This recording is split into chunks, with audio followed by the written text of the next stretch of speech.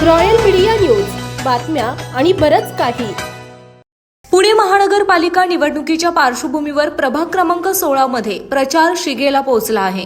राष्ट्रवादी काँग्रेस पक्षाचे उमेदवार वैशाली बनकर, वर्षा पवार, कमलेश कापरे आणि योगेश ससाणे यांनी लक्ष्मी कॉलनी 15 नंबर गोंधळे नगर परिसरात जोरदार प्रचार करत नागरिक आणि मतदारांशी थेट संवाद साधला.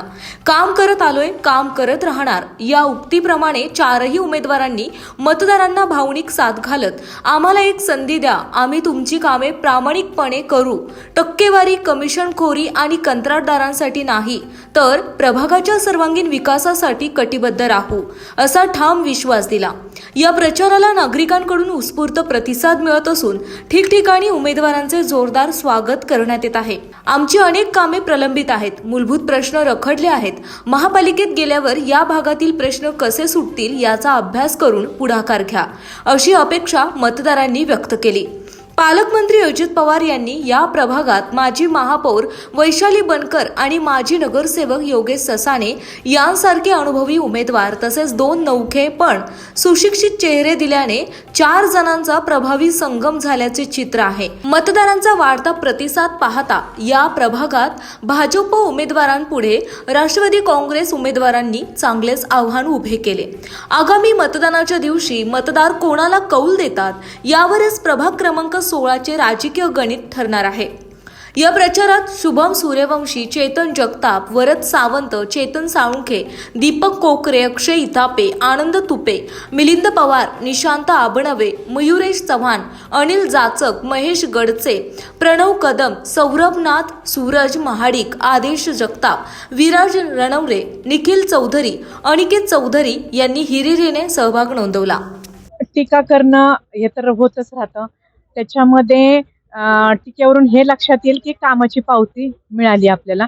कारण याच्यामध्ये आपण प्रभागात फिरत असताना हे लक्षात येतं की आजही 15 नंबर आकाशवाणी हा भाग जो आहे जिथं आपण आज प्रचार करतोय तर तो पहिल्यापासून राष्ट्रवादीचा बालेकिल्ला आहे.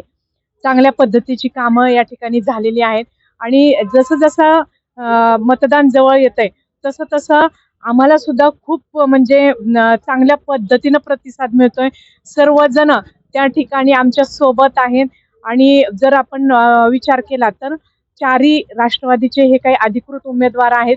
त्यामुळं सगळेजण त्यांची एकच सांगणं आहे की बाबा हे 4ही उमेदवार चांगल्या पद्धतीनं काम करतील.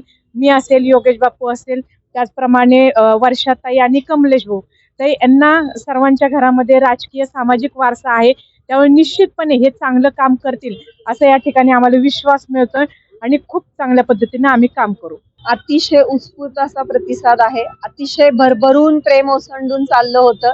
जो विश्वास होता की चांगलं स्वागत केलं जाईल, अतिशय आदरपूर्वक स्वागत केलं जाईल, हक्काने ते सांगतील की निवडून या, कामं करा, आपल्या भागात प्रतिनिधित्व पाहिजे. आम्ही 4ही घड्या पहिल्यापासून देत आलेलो आहोत. विठ्ठल पाटलांपासून आहे, चेतन पाटलांपासून आहे, माझ्या सासऱ्यांना त्यांनी जे काही 10-20 वर्ष सहकार्य केलं तेच सहकार्य, तेच प्रेम, तोच विश्वास आजही आहे.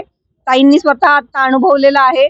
तेवढ्याच खात्रीने मी सांगते की तेवढ्याच खात्रीने मी पण चांगलं काम करेल आणि तो विश्वास टिकवेल, कुठेही तडा जाऊ देणार नाही एवढंच सांगते. आता ती उणीव लवकरच भरून निघेल. 15 तारखेला ज्या पद्धतीने ज्या प्रेमाने स्वागत केलं आमचं, त्या प्रेमाने मतदान पण भरभरून होणार आहे, मला खात्री आहे. लक्ष्मी कॉलनी, 15 नंबर आकाशवाणी आणि तसाच खालचा पट्टा सरसकट राष्ट्रवादी विचारांचं वारं वाहणार आहे. त्याच पद्धतीने मतदानाचा ओढा वाहणार आहे. आम्ही 4ही उमेदवार निश्चितच चांगल्या मतांनी, बहुमताने, एका विचाराचे, एका पक्षाचे उमेदवार आम्ही निवडून येणार आहे अशी खात्री आहे. माझा तो विश्वास वाढत चाललेला आहे जशी जशी मी लोकांना भेटतीये. आणि त्यांच्या ज्या मूलभूत समस्या असतात आणि त्यांच्या मुळात मागण्या देखील तेवढ्याच आहेत.